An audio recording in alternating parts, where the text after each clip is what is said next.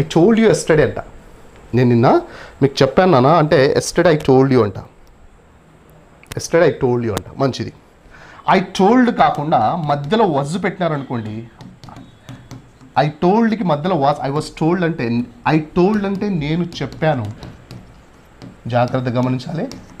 I told అంటే నేను చెప్పాను.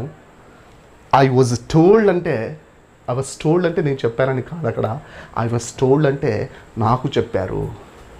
నాకు చెప్పారు అంటే నేను చెప్పబడ్డాను. I was told by the manager. I was told by the manager. I was told అంటే నాకు చెప్పారు. డిఫరెన్స్ చూడండి సార్. నేను చాలాసార్లు చెప్పాను కదా, I told you N number of times. I told you many times. చాలాసార్లు చెప్పాను నీకు ఐ టోల్డ్ యూ. మధ్యలో వజ్ పెట్టండి. I was told. నాకు చెప్పారు సార్, నాకు చెప్పారు. సో నాకు కోపం వచ్చింది. మా పాపను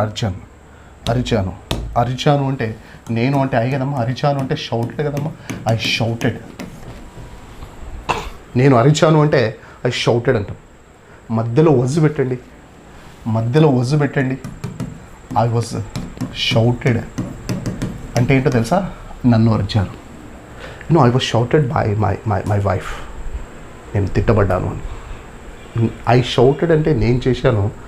మధ్యలో వజ్ పెడితే నాకు చేశారు. Beauty of active voice, passive voice.